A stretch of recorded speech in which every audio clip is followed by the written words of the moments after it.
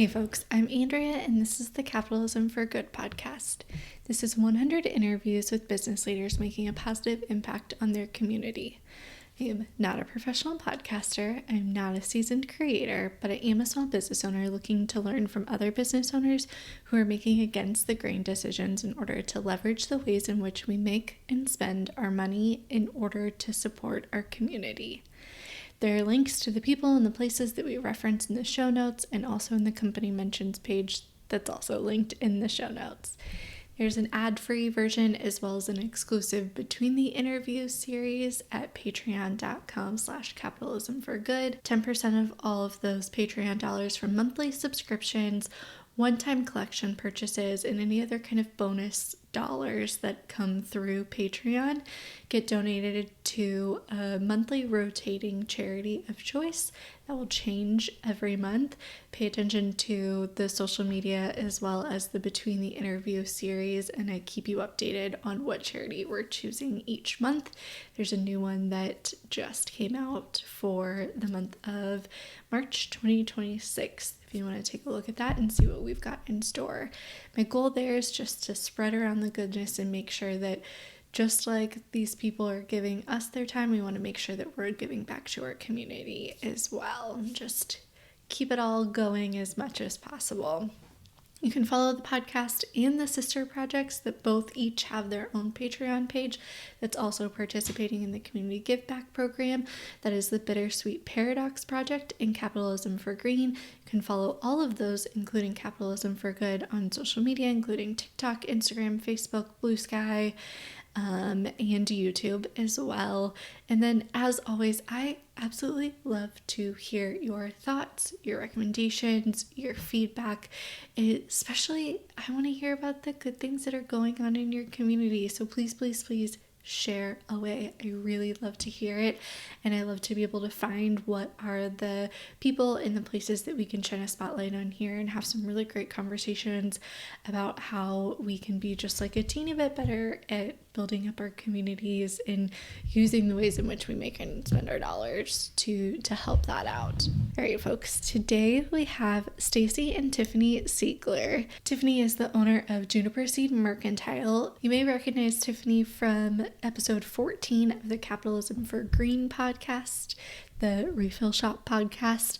And then her partner, Stacy Sigler, she is the owner of the Lean Refillery, and we talk about how they are partners in life, but also partners in their business and how they work together, how their businesses work together, how it all kind of overlaps in this like very cool community building, efficient, lean way. We talk about so many wonderful things. They are both so eloquent and well-spoken and knowledgeable and experienced when it comes to truly like leaning on each of their talents in order to support their community. It is evident in the way in which they support one another. I just think that the way they interact is a really great example of what you get when you interact with either one of them in the business, in the community, anywhere. I will also tell you that I have received so much sweet feedback about Tiffany from that interview in Capitalism for Green. Also outside of Capitalism for Green, just outside in the community, she is very well respected, and listening to her and Stacy talk really just made it obvious why the two of them are so well respected in their community. Their support for one another, their support for their community really built this cool reputation that has extended throughout kind of everywhere. We talk about how they have translated that support for one another and for their community into this direct, tangible support for others within the small business refill store community. And it is very, very cool how they've just evolved from like each of their talents in each of their careers to where they are now is this like coaching, doing, selling, making, teaching power couple. It is so fun and so exciting. We talk about efficiency and the benefits of lean business. We talk about what it's like to work with your partner. We talk about education, specifically as adults in business, and this like lifelong learner mentality that's really cool. And how both like building that reputation for yourself and then spreading your knowledge through evolving to teach other refilleries and small business owners and all of those kinds of things is just very, very cool. We talk about how they both got to where they are, where they're working together. Honestly, this episode is great if you are a refillery owner. It is great if you are a small business owner, but it is also just, I think, a great episode for anyone who has a keen interest in what it's like to have a strong local community. And if that is your jam, then I think this is going to be your jam. It also just has some really great shout outs and hopefully will just leave you feeling as great as I left this conversation feeling. So enjoy. How did you get to where you are now as owners of Juniperseed Mercantile and Sigler Strategies?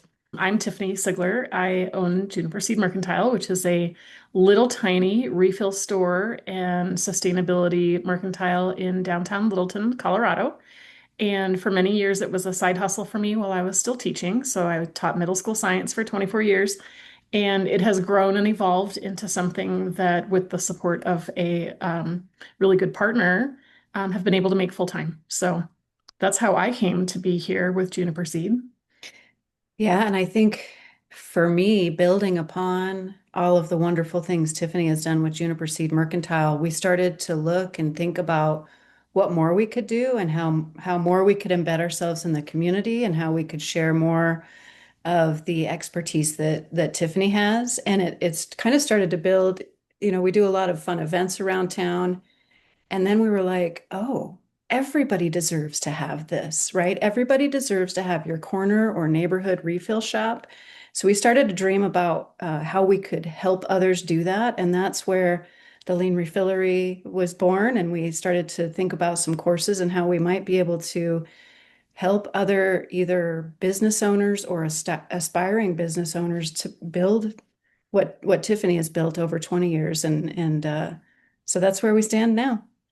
Ah, so did Sigler Strategies, did that come after the refillery started?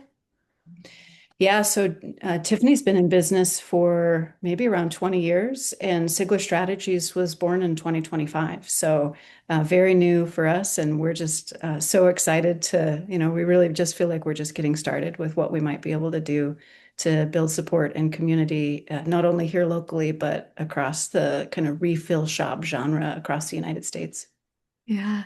Can you talk a little bit about like where you guys are going? Like what's the big picture, the big North Star vision of where you're hoping to go? So my business grew and grew into a state that ended up being larger than I wanted it to be. And I went through some changes that we talked about in the other podcast interview that we did, and really came to a place where we understood that it made more sense for us to scale back Juniper Seed so that I could leave my teaching job and do this full time. And what's most sustainable for me is rethinking what the model needs to look like as a refillery. So shrinking things back down to a level where I'm really focused on my very local community and a few other wholesale shops in Colorado. So I scaled back a lot of the wholesale accounts that I was working on around the country and even in other countries because for me, as I grew, it became less profitable. And so rethinking the numbers through how can I support myself and our family in a way that it doesn't require me to have two full-time jobs. And so as I've done that work and working with other refill stores in kind of a consulting and friendship kind of a way, realizing how many other businesses could really benefit from that lens of seeing, growth is not always the most ideal situation and bigger isn't always better. And so we really created this course around helping people figure out a way to be more profitable by reimagining what their business could look like by starting with what works best for themselves. Like imagine a life of ease. What would it look like if you could spend your day doing the right number of hours of production and the right number of hours customer facing and the right number of hours in administrative tasks? And then build the business around that. How can you be more connected in your community and do things that are sustainable for yourself and your life and for the planet? So the Lean Yeah. Refillery really came from Stacy being able to say, there are many customers all over the country who want what you're doing in their town. How can we make this more of a, spider web effect where instead of growing my business to be, huge and reaching in every corner, how do we nurture those, incubated kind of situations in many different locations so that lots of people can have this wonderful life? Okay, so you're sitting here, you have the refill store, you're also in education, your refill store on paper or on social media or from the outside or however, whatever lens you want to look like, probably looked like it was booming because you're scaling all over this. I mean, I was in the Midwest, I was in the Pacific Northwest, I saw Juniperseed stuff, like I've used your products before. So it probably, for some people, seemed like a crazy decision. Like, what do you mean you're going to scale down? What do you mean it's not profitable as you're growing bigger?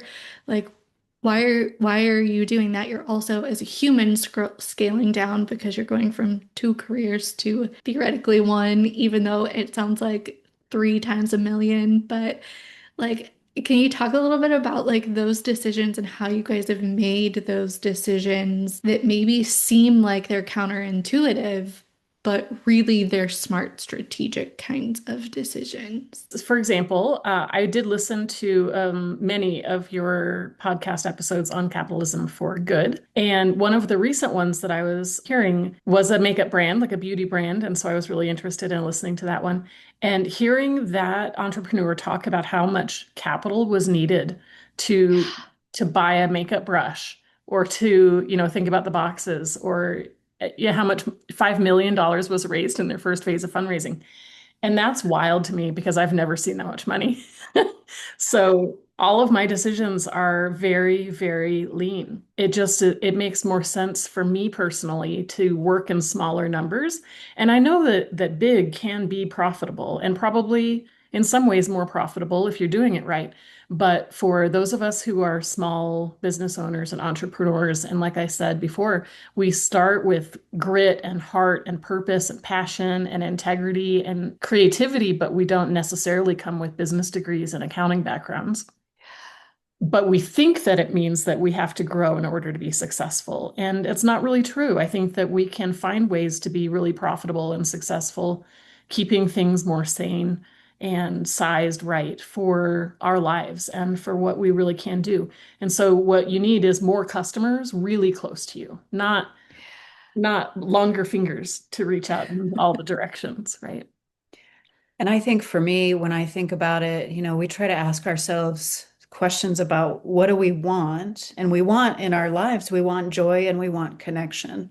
And Mm. so sometimes I think when you start to build towards that next thing, and I need more and I need more, at some point you have to stop and just ask yourself some of those critical questions. And that's what we paused and took the opportunity to do. And while some of this felt like a big change, let's get rid of the big brick and mortar shop that was down the way and let's kind of move into this more localized space.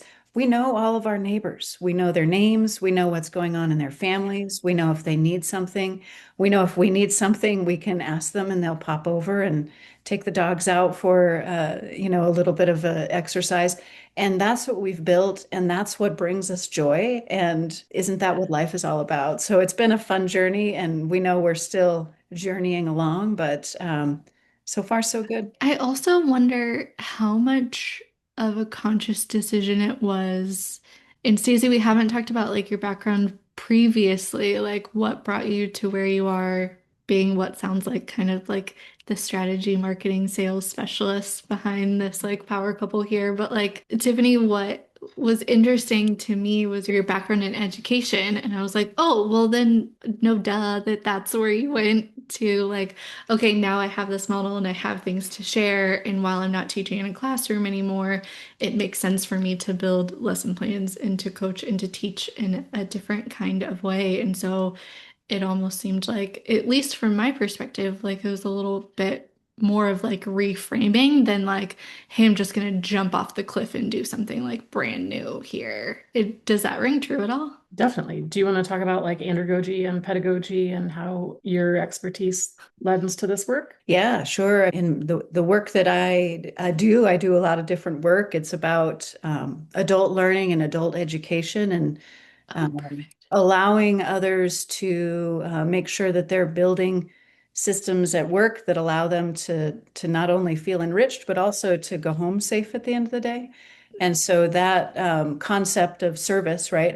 I work in service to others so that they can be safe at work. And so I think it's a very natural thing to want to focus on things that we can do to build safe communities for others and to be very welcoming and bring others into our communities and be supportive of folks' needs and seeing people as more than just an employee or a neighbor, but really seeing our community as people that we know and support one another and doing the best we can in this life that we have. I'll jump in and add to that. So Stacey's always saying like, wow, you know so many cool things about making things and running a business and what the private industry looks like.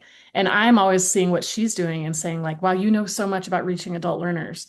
And my background in education was with adolescents. And so I'm really good at being kind of silly and playful and approachable in that way. And Stacey brings, that lens that's more appropriate for adult learners who are self-directed and, how to bring a more professional level to that. So our partnership, I think, is really good because she kind of brings some systems to my chaotic teaching style. So I'm a little bit, I'm a middle school teacher at heart, and she helps me organize and make things more approachable for adult learners too. So I love that so much. Can you talk a little bit more about like that time period? I'm always interested in like the turning points or like the beginning stages of things. And maybe it's just because in a lot of ways I'm currently back in a lot of these moments myself of like, again, I'm going to use like the analogy of like getting ready to jump off the cliff, like when you're just getting ready to do something new or you had just started something. Like when you guys first decided like, hey, I think we're going to merge our worlds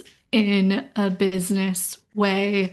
And I find it especially interesting because there's so much talk in like greater society about like work-life balance and keeping things separate and like my work personality and my home personality. And yet I've been really pleasantly surprised when specifically in this Capitalism for Good project, how many people, especially in small business early on, go into business with their partners, their sister, their best friend, their twin brother, like all sorts of people that are like, no, in fact, I'm going to merge these things together. And it might sound scary because it might go south real fast, but in fact, it seems to work. And I'm really curious what your all's like experience with that was. I think I've seen so many examples and about people who do work, and it really is just work, right? It's something that pays the bills and it helps to pay for the mortgage. But the reality is if you can find work that also brings joy for you, then why would you want it to be separate from what you do? It's just an extension of the life that we lead, and it also happens to bring us a lot of joy, connection.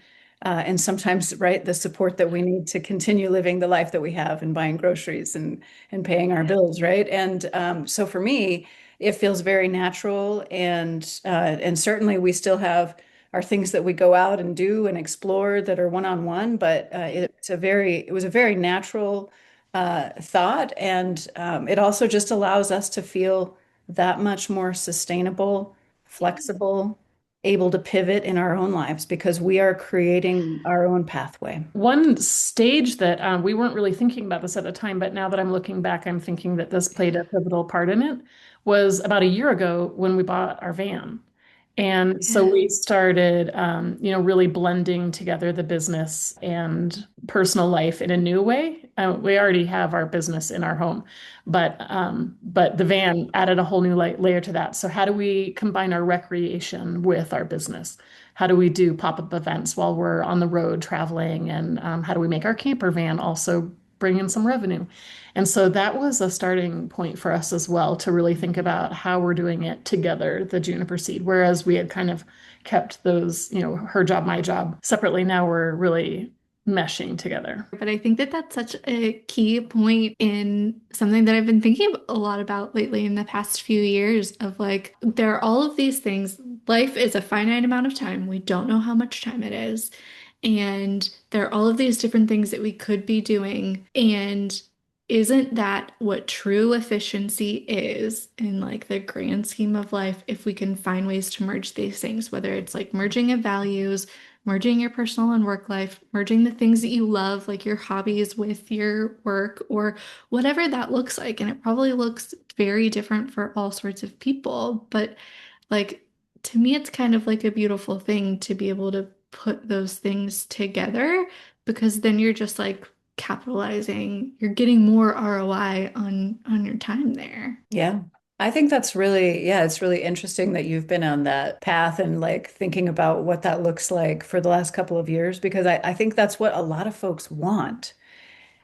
And maybe we're not able to articulate exactly what we want, but I loved how you just said, oh, we're kind of merging and following our values, right? The values that we have in our home are the values that we bring to business. And then we can share those with other people, and people want to say hello to us or buy our product because they identify with our values. And then we collectively build stronger community where we can protect or support one another when the going gets tough, right? And we know there's always tough times in the world. So we need more friends, we need more support all the time. And that's been a really cool part of this journey. And I think also the corporatization of the workplace, with all of these businesses growing, so many people go to an office job working for a corporation that they don't have a lot of control over. They're buying things from those companies. Everything is very disconnected and the relationship is gone. So what we're wanting in our life and what we hope to be able to share with other people is that there's another way to do it. You can create something where you're a part of your community. Nobody asked, the local blacksmith or the baker or whoever 100 years ago if they had good work-life balance because they were just the town baker or they were the blacksmith or they were the soap maker. And it just becomes part of like who you are and what you do in your home. And when people need you, you show up, and it's just who we are. And being able to have a tighter relationship with the people who buy our products and the people who make the products that we buy. We're in an ecosystem now of people in our little neighborhood in our area where we're all supporting each other, and it just feels much, much better. And we don't have to worry about leaving our work at work because we love our work and our work is who we are and it's where we live. Do you ever think about how that mentality of like you love your work, you love your community and where you live and all of these kinds of things and you're building in it in a really tangible way, like you said, like with shorter arms and that you can see and touch all of the things that you're doing, and therefore that makes it sustainable. Yes, you have like ecosystem, environmentally sustainable values built within the things that you're doing, but it's also sustainable as the two of you as business owners and as people. Like if you like what you're doing, you're less likely to get burnt out and like burn it all down and go do something else. And you're more likely to continue to serve your community and have them serve you as well. So it's like looking at sustainability in a little bit of a different way. Yeah, I think you're right. And I think too, it's because it's us, we literally, whatever energy we have, whatever energy we feel like we can apply to it, that's what we see in return, right? So, and oftentimes, we have endless energy for these types of things. And so you can really actually see a return on your investment as well very quickly. We're like, okay, cool. We know we're grappling with something.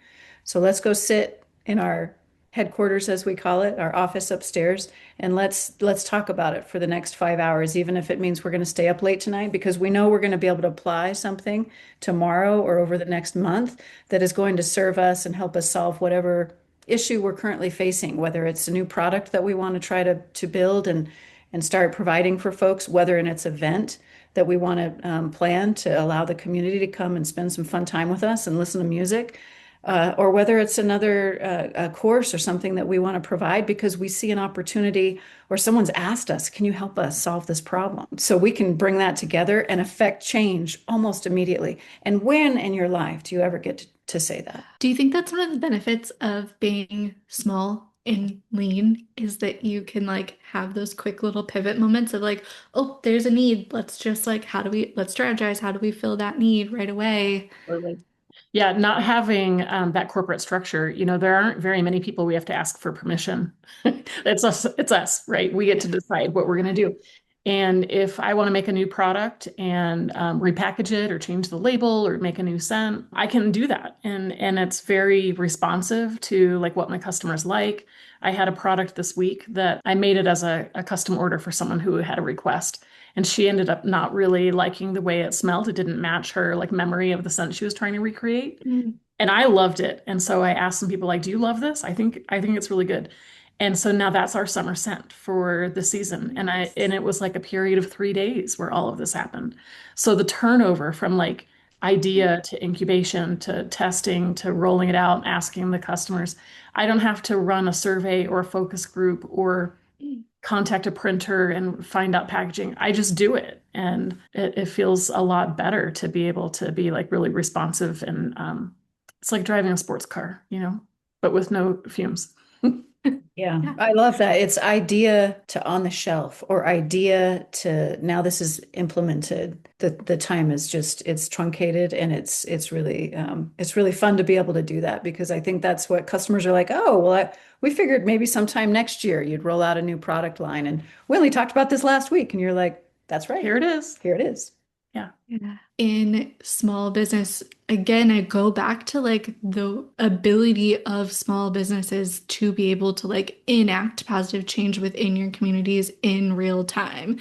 I think a great example that a lot of the country got to see in real time was what was happening in Minnesota for the past few months. And Yeah. like, yes, we can talk about all of the awful things that hit the news that were happening in that community, but we can also talk about the ways in which like neighbors pulled together to like drop off food and small businesses said, "Hey, we have a community pantry if you need dinner," or like who needs what? Like how do we keep your kid in school and get to swim practice or like whatever's going on? And I think the ability of small businesses to say, oh, you have a need, let's fill it. Or, I mean, the less probably serious and life-threatening would be like, oh, you have an interest in a wrinkle cream? Okay, let's fill it. Or, I'm a business owner and I'm struggling to keep track of my expenses. How do I do that? Oh, I'm going to talk to someone else who's in a similar world and say, how do you keep track of your expenses? It's kind of killing me right now. And Mhm. you have that community that's really tangible person to person. I have a problem and you say, "Hey, I have a spreadsheet. Do you want to see it? Let me like what are your questions and let's see if we can put our brains together and help each other out." Yeah, I think having a small business allows you to be more impactful with the actions that you do take. So in the corporatized, workplace, if somebody wants to start a charity drive or raise some money or help out their community, it feels like a drop in the bucket. Even if it is big, the sensation of it is that it's less impactful. People don't have that sense of joy and community if they drop off their canned goods at, the big grocery store or something like that. But last week or last month in with the things happening in Minnesota, for example, we let our customers know that we were going to be open on that day of the nationwide blackout, but that we would be donating a portion of our sales that day to the ACLU. And so even though our donation at the end of that wasn't that big, it wasn't as big as you could have gotten if you were a corporate organization, everyone who walked in the door felt like the action that they did that day by donating their discount mattered. And they could feel that it was like just a little bit of an ouch for them to have to pay a little bit more, but that it made a difference and that I matched it. And so they really felt like that was our community stepping forward in a way that mattered. And that feels really good. I think having a small business makes that possible in a way that being bigger isn't possible. Okay, I want to take a right turn here in going back to education, especially like adult education and within the business world and like coaching and support. One of the things that is really important to me. That ability to reach people, whether it's one-on-one or with a structured lesson or whatever that looks like, because I feel very strongly that everyone learns different and everyone, takes in information differently. And I find it especially interesting when business owners specifically are able to kind of marry that experience of being an actual like operational focused brain with an education, support, coaching, mentor brain. I think it's especially important.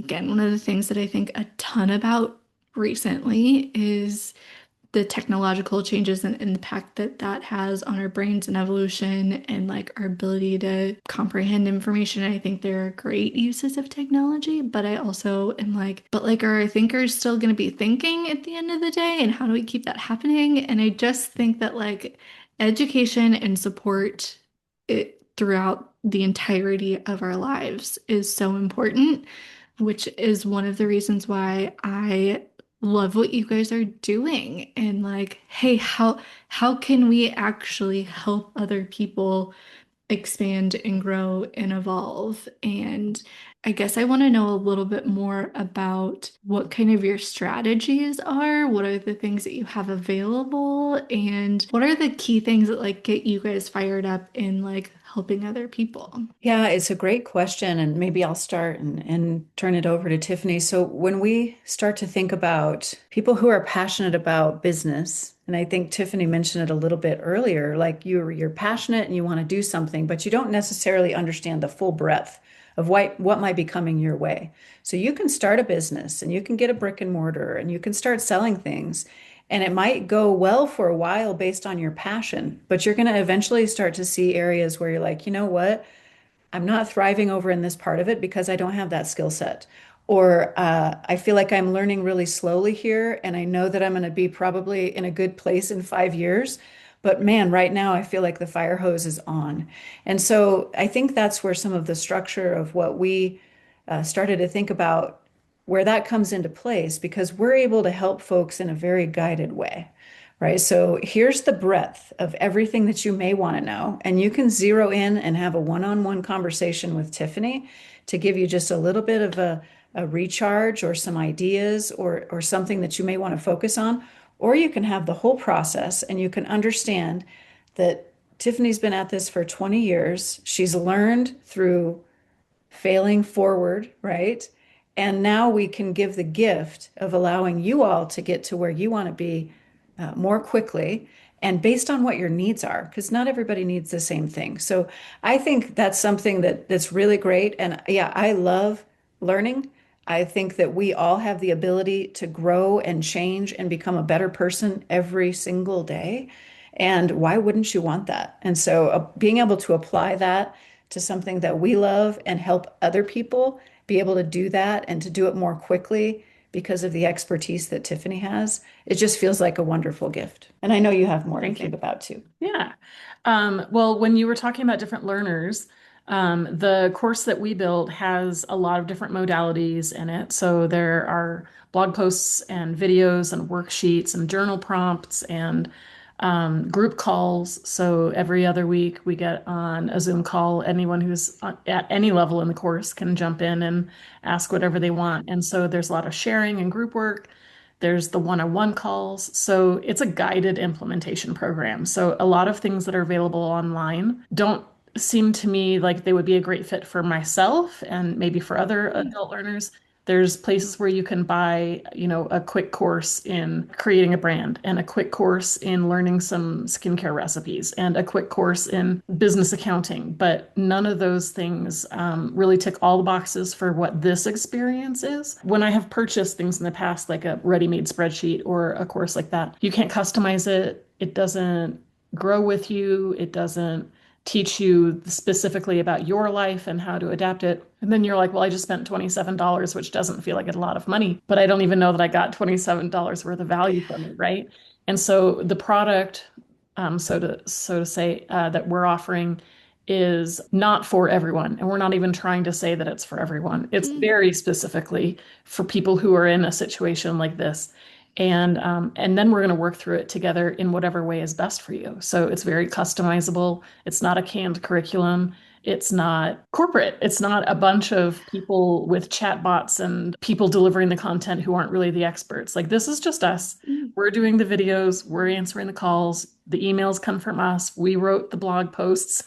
We're going to answer the phone. If you call for a clarity call, it's us. We're the ones that you're going to get. We're the entire staff of Sigler Strategies, which is why we joke call our study headquarters, world headquarters, Sigler Strategies. Love that. Do you remember the first time that you were like, hey, I think I'm gonna like write a blog post about this, or like, I think I'm gonna put together a lesson plan, or hey, three people have asked me the same question. Let's just have a group call and talk about it together. Or like, what was kind of the first or one of the first things where you're like, I think we're onto something here, and I think we can be the platform for it. How about if you answer that one? Because I think you had a real like moment when you decided that this was worth sharing. Whereas my background, like I'm a little bit of a know-it-all, and I always have been like, let me show you how to make a macrame plant hanger. Let me show you how to make diapers.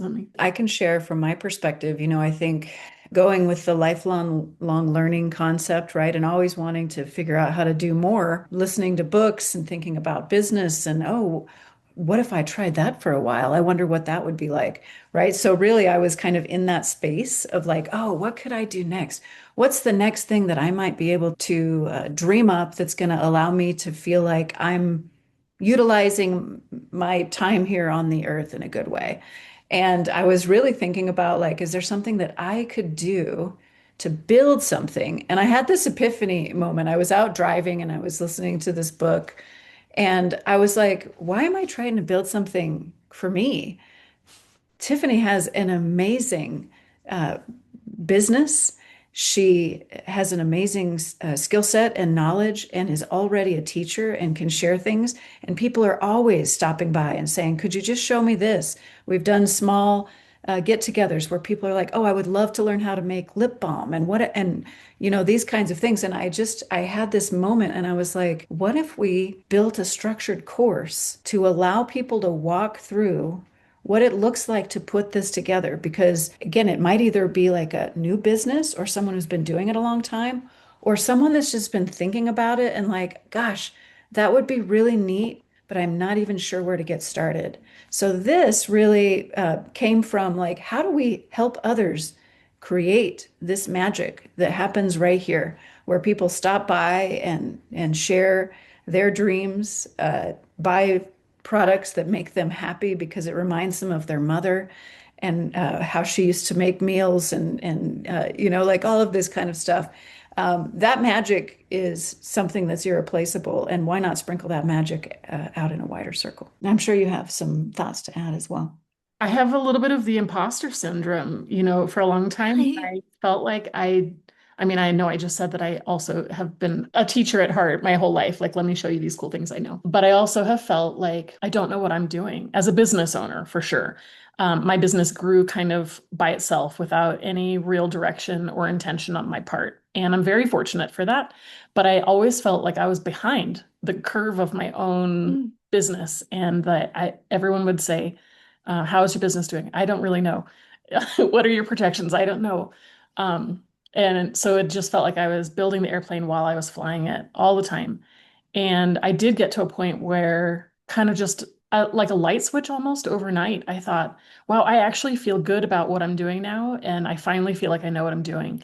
And maybe I am ready to share that with other people. I don't know what triggered it. I think it might have been about when I stopped teaching, when I was like, yeah, I can make this my full-time gig and I'm good at it now. I finally know what I'm doing. The way you guys naturally seem to cheer each other on is, I think, really cool and supportive and wonderful, and like kind of just like gives you the warm and fuzzies of like, oh yeah, I can do this. Like, I feel like that's a good way to combat the imposter syndrome. I think that that's also an important key element of coaching other business owners and business leaders, or leading and teaching them, mentoring them, whatever role you might be filling there, like part of that is also what it seems like the two of you are doing to one another. And like, hey, you know that thing that you're really good at, you should talk about it.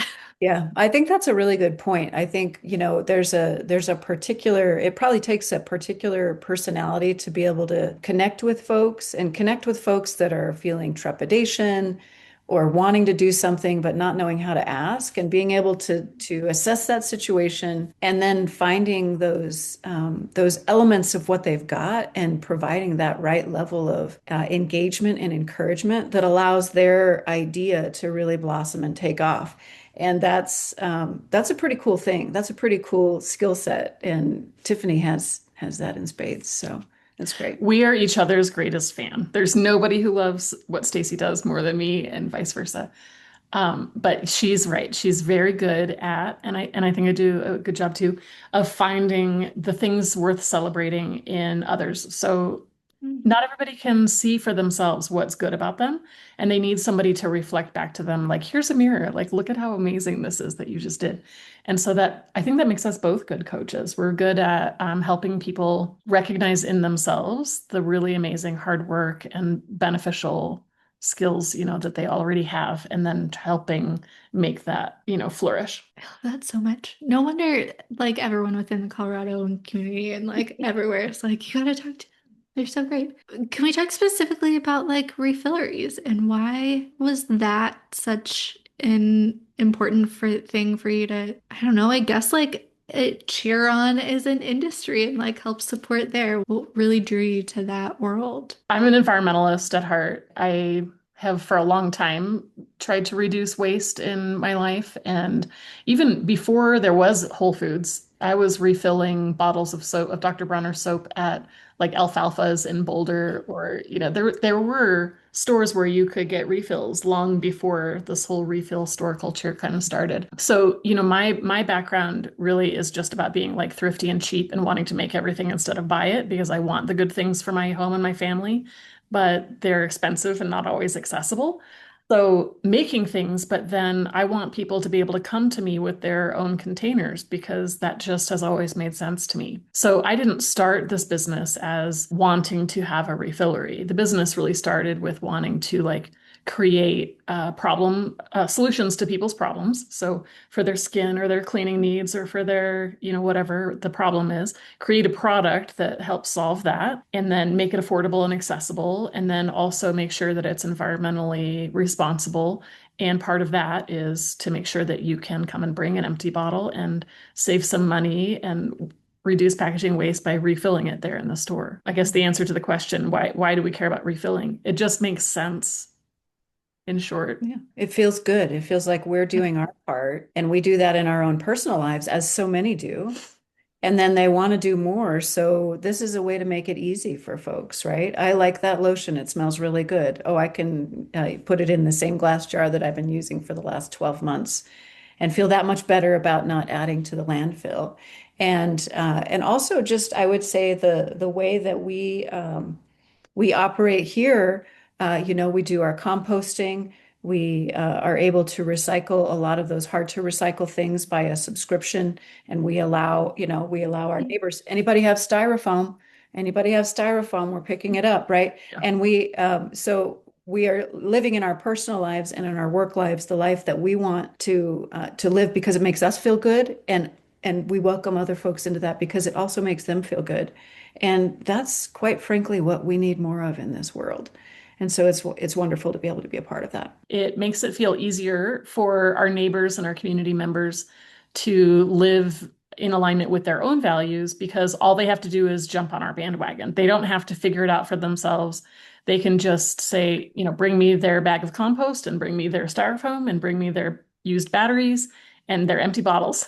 Like, I'm your one-stop shop I make it easier for you to do the things that you wish that you were doing. Just do them here. I mean, if that's not like community building, I don't know what is. To just be like, well, I'm already doing it, so just bring it here. Yeah. It was interesting. We participated in a facilitated conversation yesterday around how do we bring arts to Littleton? How do we focus more on live music and some of those things that are really important for nourishment and getting culture and learning more about the world? And it was great to be part of that for one, because I think we can do a lot here at a small business to encourage, our youth to come and play their music here. But it was also very interesting to hear some of the barriers that other folks have. And it really does come down to in our busy lives, it's the logistics that it takes to do this or that and the decisions that we're faced with every single day. And one thing that I love about Juniper Seed and that I love about this little community piece of it is you are removing those barriers to success very easily. And so folks can just come in, as Tiffany said, one-stop shop, feel good about what you do. And also you leave with products that make you smile every time you put them on because they smell so great. And so, yeah, it's like just recognizing that the whole world, all of us are in this space where life feels busy and that there's challenges and logistics. And why not remove some of that? And the building community, working with the local merchants groups and the arts and culture groups and speaking at city council and doing all the things that we do helps us really feel like even though our actions are only very local in some ways, they make a difference. The neighbors on our street know that some changes can be made by going to these meetings and supporting that little theater group or whatever, that you can have your arts and culture, you can have your live music, and you can have the bookmobile come and, support the initiatives in a really local kind of a way. So Not that I want to take us fully down this rabbit hole, but it did just kind of dawn on me in a way that I don't know if it's clicked in this way before. But so many of the conversations that I end up in, specifically around my personal friends and family, is okay, it's great that you stand on your soapbox about small businesses and sustainable businesses all the time and blah, blah, blah. That's really great. But also, I'm a new mom and I need formula and there are companies that can ship it to me in one day and I don't care that it's wrapped in plastic because at the end of the day, I just need it. Or yeah, I would love to come to your city council meeting and talk to you about something, but I'm really busy. And it that seems to be always the hurdle. And then this shiny object of the very loud marketing voices say, we are easy, we are convenient, we are the problem solvers, we are the solutions. How do we solve that problem for people? How do we make these things feel convenient? I just talked to someone from a local urban farm where I'm stuck on if your neighbor has food and you need to eat, how can you just get that food and removing that barrier? And I think that sometimes it's difficult with these very loud marketing voices that sit at the tops of companies that tell you we're the most convenient option. But really, the most convenient option is the littlest shop in Littleton that you can drop off your batteries and pick up lotion and have an arts and craft and get your compost and do all of the things all at once. That is it. And I wonder if there's anything that's been a conscious decision for you all to be no, no, no, we're going to break down that barrier.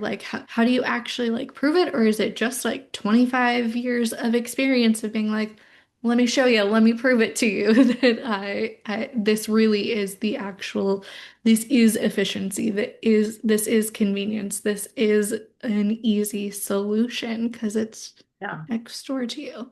I have so many thoughts on those. You asked so many good parts of the question that made me think of different stories. But I guess what I want to say is that nothing is more convenient than Amazon in the immediate, fulfillment of a need. And so I can't compete with that. And that's not the goal. But what we don't need is more convenience. Just like we don't really need the most efficient way to deliver calories, right? I had this conversation with my dad at one time. He's an engineer.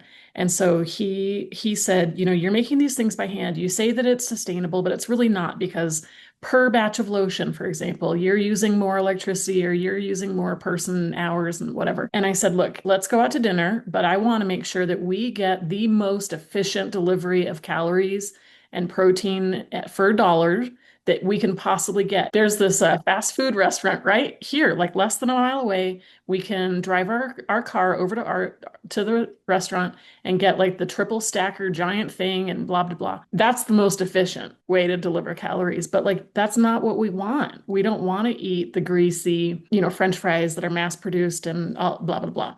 We want the home cooked meal that grandma spent all day long making, because as she's peeling the carrots and having you lick the batter off the beaters, like, we're telling stories, we're building connections, we're helping her remember her past, and we're keeping those stories alive and teaching our children how to eat slow food and to not expect things to be so fast. And so I would never trade dinner at grandma's house for a triple decker at the fast food joint with the dripping French fries. Never. And so finally he got it and he was like, oh, okay. So what you're doing is not really making an efficient batch of lotion that's more sustainable. You're creating a whole community that's more sustainable. I was like, yeah, yeah, what we want is relationships. I have capacity for doing things like this because my kids are raised and they're gone. I don't have a great financial burden right now. Like, I can afford some things. I have some time on my hands. When it snows, I shovel all of the sidewalk, like all the way from like with this block to that block, both sides of the street. I don't have to do that, but I had time for it and I had the shovel out, right? And so I've done something good for my neighbor without expecting anything in return. And then they're going to come and, refill their bottle of lotion, even though it would be more convenient and simple to get it from Amazon. But because we have a relationship and they're like, you nurtured me, I'm going to nurture you. And then I might, someone else needs something and someone else needs something, and you're doing a drive for ACLU and you're doing this other activity, then we're in it together. So I'm not going to compete with Amazon. I'm creating something different and people want to be a part of it. Just comes down to role modeling, right? Like, we know that this is the life that we want to live. We know we want more friends in this life. So all we do is role model the behaviors we wish to see in the world, and then participate in those amazing community dialogues that take place from just being present. I love that. I think that's really beautiful and lovely. And also a really great way to lead into my last question that I ask for everyone is, who's another business and or leader that you see out there in the world that's doing things the right way, that is being a great role model out there? And it could be anyone from someone that you are a customer of, a previous boss, an employee of yours, absolutely anyone that you think deserves a shout out. There are so many people doing really, really great work in the world. And so we did talk about this for quite a long time. One person that comes to mind for us is, her name is Jeannie Boymel, and I've known her for many years, but she owns Altitude Financial Partners, and she's a financial planner who really specializes in helping minorities and women and other disenfranchised folks to understand their finances and understand how money works, how growth happens, how wealth is created, so that for people who have traditionally been excluded from those spheres, that they have access to it. And she uses a lot of charity work that she supports as part of her fundraisers. And I just love the work that she's doing for women and minorities of all different kinds. So Jeannie Boymel, Altitude Financial, really great role model in that world. She's wonderful. Shout out Jeannie.